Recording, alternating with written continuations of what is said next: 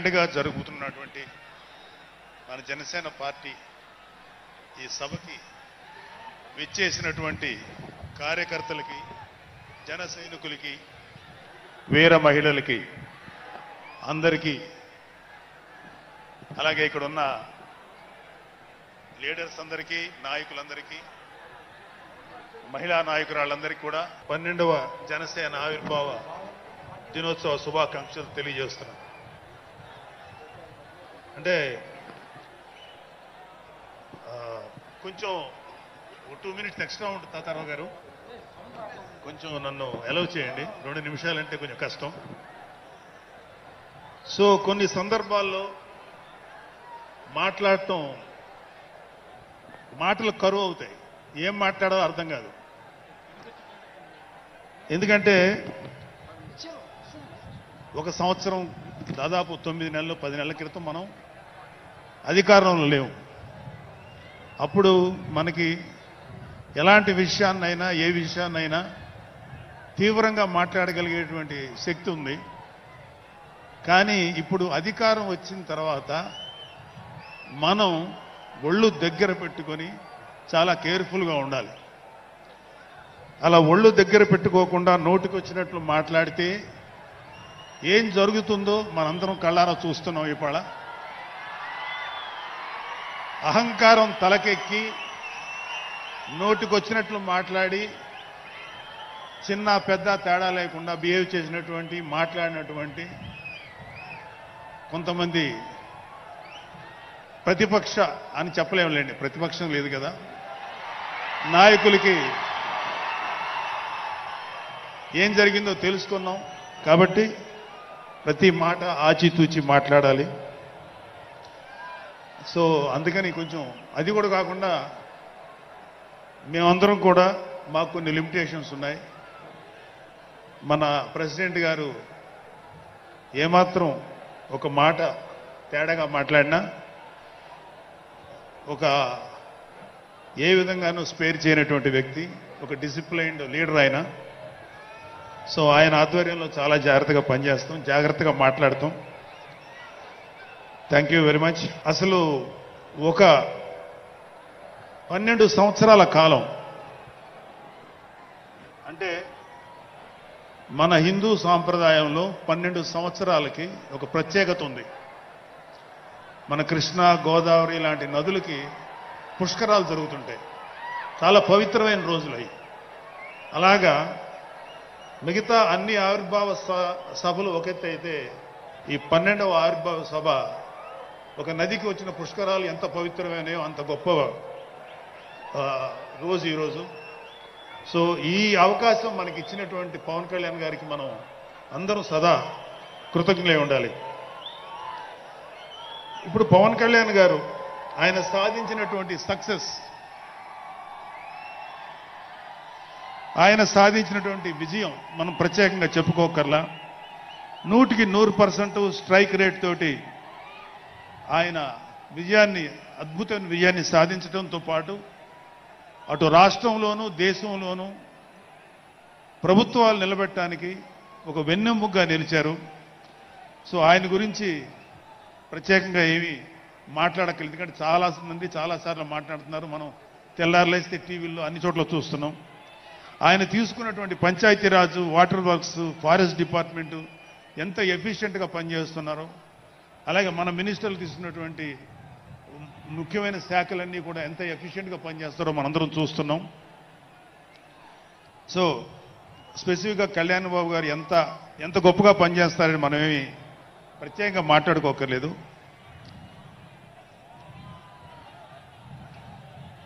So అయితే ఎన్ని మాట్లాడినా ఒక విషయం అయితే మనం మాట్లాడుకోవాలి. ఒక సినిమా స్క్రిప్ట్ కానీ, ఒక ఉపన్యాసం కానీ, దానికి కొన్ని లక్షణాలు ఉంటాయి.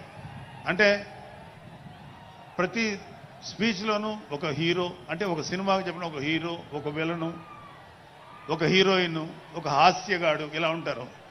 సో మనం వైసీపీ హాస్యగాళ్ళ గురించి చెప్పుకోకుండా ఈ స్పీచ్ని ఎండ్ చేయలేం. ఎందుకంటే జగన్ లాంటి హాస్యనటుడు కనే కళల గురించి మీకు చెప్పాలి. ఆయన ఎలక్షన్స్ అయిపోక ముందు నిద్రలోకి వెళ్ళారు. ఇప్పటికి నిద్ర లేవాలి. అప్పుడప్పుడు నిద్రలో లేచి కలవరిస్తుంటారు. మొన్న కూడా ఒక మాట చూశారు. కళ్ళు మూసి తెరిచేలోగా 9 నెలలు అయిపోయినాయి, ఇంకెంత, ఇంకాసారి కళ్ళు మూసి తెరిచేలోపుగా 5 ఏళ్ళు అయిపోతాయి, ఆ తర్వాత అధికారం మాదే అని ఆయన మాట్లాడుతుంటే అంతకన్నా ఏ హాస్యగాడు కూడా అంత అద్భుతంగా చేయలేడు. అంత అద్భుతంగా హాస్యం చూపిస్తున్నారు ఆయన. కానీ ఆయనకి నా సలహా ఏంటంటే, సార్ మీరు నిద్రలోనే ఉండండి, అప్పుడప్పుడు కలవరించండి, తప్పులేదు. ఇంకొక 20-30 ఏళ్ల తర్వాత మీరు కల్లో నుంచి బయటికి రండి, అప్పుడు దాకా మిమ్మల్ని ఎవ్వరూ డిస్టర్బ్ చేయరు. ఇది నాకు మనస్ఫూర్తిగా నేను మీకు ఇచ్చే సలహా. మీరు 20 ఏళ్ల తర్వాత మేలుకోండి, ఆ తర్వాత మీ ఇష్టం. మేమైతే 20 ఏళ్ల దాకా మిమ్మల్ని హ్యాపీగా పడుకోమనే సలహా ఇస్తున్నాం.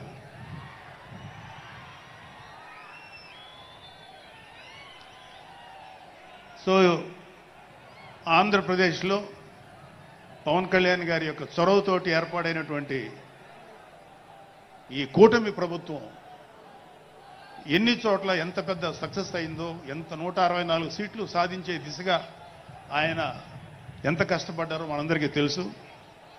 అయితే మా అదృష్టం ఏంటంటే ఇక్కడ పిఠాపురంలో జరుగుతుంది కాబట్టి పిఠాపురంలో ఎలక్షన్స్ ఎలా జరిగినాయో ఒక 2 మాటలు చెప్పకపోతే, నేను పిఠాపురంలో పనిచేసి పిఠాపురం అభిమానుల యొక్క అభిమానాన్ని చూరగొన్న పవన్ కళ్యాణ్ గారికి, అలాగే పిఠాపురం యొక్క జనసైనికులకి, పౌరులకి నేను కృతజ్ఞత చూపించినట్టు అవుతుంది. సో వాళ్ళ కోసం ఈ 2 మాటలు మాట్లాడుతున్నాం. సో పవన్ కళ్యాణ్ గారు పిఠాపురంలో మమ్మల్ని పనిచేయమన్నారు. అంటే నన్ను, మా ఫ్రెండ్ అజయ్ గారిని, అలాగే మర్రెడ్డి గారిని, రత్నం గారిని, శంకర్ గౌడు, మహేంద్ర, పంచకర్ల సందీపు, ఇలా మాకందరికీ పిఠాపురంలో పనిచేసే అవకాశం ఇచ్చారు. మేము పని మొదలెట్టిన తర్వాత మాకు అర్థమైంది ఏంటంటే, పవన్ కళ్యాణ్ గారికి ఆల్రెడీ ఇక్కడ విజయం ఖరారైంది. మనం ఓన్లీ పని చేస్తున్నట్టుగా ఉండడమే తప్ప మనం కొత్తగా చేయాల్సిన పని ఏమీ లేదు అని చెప్పి నాకు అర్థమైంది. నాకే కాదు మా అందరికీ అర్థమైంది. సో మేము దీన్ని ఎంత గొప్ప అదృష్టంగా తీసుకుంటున్నామంటే, పవన్ కళ్యాణ్ గారు మీరు పని చేసేటువంటి మేము ఇక్కడ ఏదో పని చేసాం అనే తృప్తి మాకు ఇవ్వటం కోసం ఆయన మమ్మల్ని అపాయింట్ చేశారు తప్ప ఆయన గెలుస్తారన్నది, ఆయన అఖండ విజయం సాధిస్తారని ఆయనకు ముందే తెలుసు. కానీ ఆ సాటిస్ఫాక్షన్ మాకు ఇవ్వడం కోసం మాకు ఈ అవకాశం ఇచ్చారు. అయితే అది మా అదృష్టంగానే ఫీల్ అవుతున్నాం. చంద్రుడికో నూలు పోగులాగా ఆయన పడిన కష్టానికి ఒక చిన్న పని చేసామనే తృప్తి అయితే మాత్రం మాకు నిజంగానే ఉంది. అయితే ఇక్కడ పిఠాపురంలో పవన్ కళ్యాణ్ గారు అఖండ విజయం సాధించడానికి 2 ఫ్యాక్టర్స్, 2 ఇంపార్టెంట్ ఫ్యాక్టర్స్. ఒకటి మన ప్రెసిడెంట్ జనసేనాని పవన్ కళ్యాణ్ గారు అయితే, రెండో ఫ్యాక్టర్, నాట్ వ్యక్తి, ఫ్యాక్టర్ పిఠాపురం జన సైనికులు, పిఠాపురం పౌరులు, పిఠాపురం ఓటర్స్. వీళ్ళిద్దరూ లేకపోతే మేము ఏమి చేసినా ఏం ఉపయోగం లేదు. సో మాలో ఎవరైనా ఇంకెవరైనా సరే పవన్ కళ్యాణ్ గారి విజయానికి నేనే దోహదపడ్డాను అని ఎవరన్నా అనుకుంటే అది వారి కర్మ, అంతకంటే ఏం చేయలేదు. సో ఇక్కడ మన ప్రెసిడెంట్ పవన్ కళ్యాణ్ గారికి ఆయన గురించి చెప్పడానికి ఒక ఇంపార్టెంట్ విషయం చెప్పాలి. అది ఏంటంటే, మొన్న ఈ మధ్యన మా అమ్మగారితో మాట్లాడుతున్నప్పుడు మా కళ్యాణ్ బాబు గురించి ఒక మాట వచ్చింది. యాక్చువల్గా ఇక్కడ నేను ఒక అన్నగా మాట్లాడకూడదు, కానీ నేను ఒక పార్టీ జనరల్ సెక్రటరీగా మాట్లాడాల్సి వచ్చినా కూడా ఒక అన్నగా ఈ ఒక్క విషయం నేను చొరవ తీసుకుని మాట్లాడాలి. సో మా అమ్మని అడిగాను, అంటే ఆవిడ నాతో చాలా ఫ్రెండ్లీగా ఉంటుంది. ఆవిడ అడిగా, ఏదో మాటల్లో వచ్చింది, అమ్మ మమ్మల్ని, అంటే ఏ తల్లి అయినా ఒక ఆడతల్లి, ఒక స్త్రీమూర్తి బిడ్డను కనేటప్పుడు చాలా నొప్పులు పడుతుంది. అదొక పునర్జన్మ అంటారు. అలాంటిది నేను మా అమ్మని అడిగా, నేను పుట్టినప్పుడు ఏమన్నా పెయిన్స్ అనుభవించావమ్మా అని. మా అమ్మ అంది, నువ్వు పుట్టినప్పుడు నేను అనుభవించిన పెయిన్స్ భూమి మీద ఆడది అనుభవించలేదు, అంత కష్టం పెట్టేవాడు. అది మా అమ్మ చెప్పింది నా గురించి. సరే కళ్యాణ్ బాబు ఎలాగా అన్న. గొప్ప విషయం అంటే నేను షాక్ అయ్యా. వాడు పుట్టినప్పుడు నాకు పెయిన్ అనేది కొంచెం కూడా తెలియలేదురా, అలాగా నాకు పెయిన్ లేకుండా పెయిన్ ఇవ్వకుండా పుట్టాడు. ఈ విషయం నేను కొంచెం షాక్ అయ్యా. అదేంటమ్మా కనీసం పెయిన్స్ ఉంటాయి కదా, ఏమోరా నాకు ఏమాత్రం పెయిన్ తెలియకుండా పుట్టాడని. సో నేను ఏమంటానంటే, పుట్టేటప్పుడు కన్న తల్లికి కూడా ఏమాత్రం నొప్పి బాధ ఇవ్వకుండా పుట్టిన పవన్ కళ్యాణ్ లాంటోడు, అలాంటి నాయకుడు ఈ కూటమి భాగస్వామ్యంలో ఉప ముఖ్యమంత్రిగా ఉన్న నాయకుడు ప్రజలకి ఎందుకు బాధలు రానిస్తాడు? వాళ్ళకి ఏ బాధలు కష్టాలు రాకుండా గుండెల్లో పెట్టుకొని చూసుకుంటాడు. అది మనం కళ్ళారా ఈరోజు చూస్తున్నాం. ఇప్పుడు మనం చూస్తున్నది ఆవగింజలో అరవంతు మాత్రమే. కూటమి భాగస్వామ్యంలో పవన్ కళ్యాణ్ గారి భాగస్వామ్యంలో జరుగుతున్న కూటమి ప్రభుత్వం పరిపాలన ఆవగింజలు అరశాతమే. ఇంకా చాలా ఉంది. ఇప్పుడు చూస్తుంది just tip of the iceberg. అద్భుతమైన పరిపాలన మనకు రాబోతుంది. రాబోయే 20 ఏళ్లలో ఆంధ్రప్రదేశ్ ఒక స్వర్ణయుగం చూడబోతుంది. ఎందుకంటే ఎప్పుడో స్వాతంత్రం రోజుల్లో కొంతమంది మహానుభావులు పుట్టారు. అలాంటి వ్యక్తి ఈ రోజు పుట్టడం, ఈ రోజు మన ముందు ఉండటం మన అదృష్టం. అలాంటి వ్యక్తి దగ్గర పని చేయడానికి ఇగో ఈ స్టేజ్ మీద ఉన్న ప్రతి ఒక్కళ్ళం గర్వంగా ఫీల్ అవుతున్నాం. మాకు పదవులు వచ్చినా రాకపోయినా ఆయనకి సేవ చేస్తాం. నేనేమంటానంటే, మీరందరూ తెలుసుకోవాల్సింది, మీరు పవన్ కళ్యాణ్ అంత గొప్పవాడు కండి, తప్పులేదు. రాకపోతే అంతగా అవ్వలేకపోతే ఒక గొప్పవాడికి అనుచరుడిగా మారండి, ఏదైనా మంచిదే. నేను ఆ పని చేశాను. రెండో పని, పవన్ కళ్యాణ్ గారు అంత గొప్పగా నేను అయ్యే దమ్ము లేదు, కానీ ఆయనకి అనుచరుడిగా మాత్రం నాకు అవకాశం ఇచ్చారు. అది నేను చాలా సంతోషపడతాను.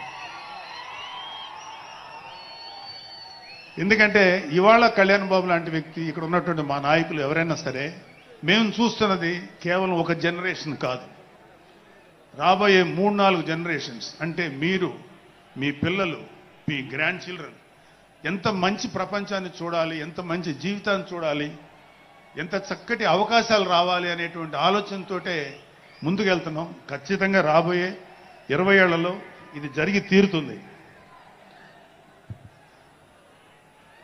పవన్ కళ్యాణ్ గారు ఒక జనరేషన్ కోసం కాదు, రాబోయే 2-3 జనరేషన్ల కోసం కూడా ఆలోచించగలిగేటువంటి గొప్ప నాయకుడు.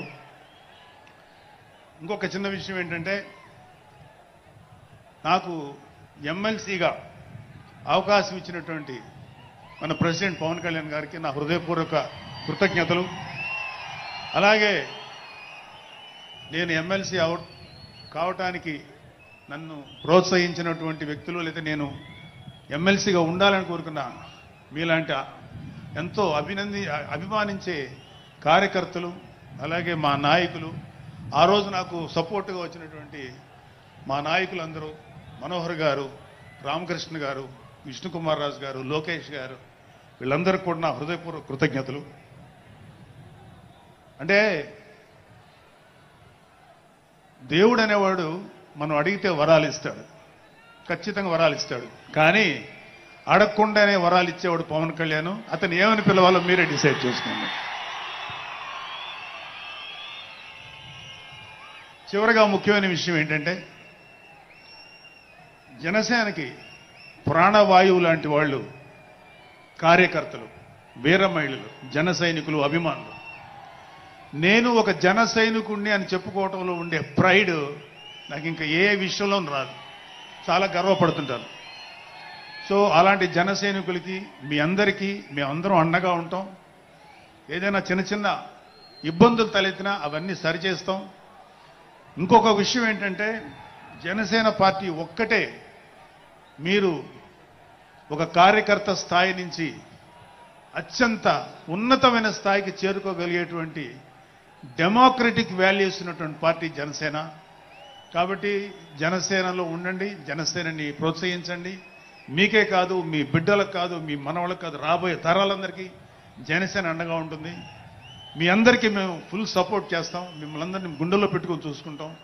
ఎందుకంటే మా వెనకాల ఉన్నది ఒక శక్తి, దట్ ఈస్ పవన్ కళ్యాణ్. జై పవన్ కళ్యాణ్, జై జనసేన, జై హింద్. గౌరవనీయులు పార్టీ ప్రధాన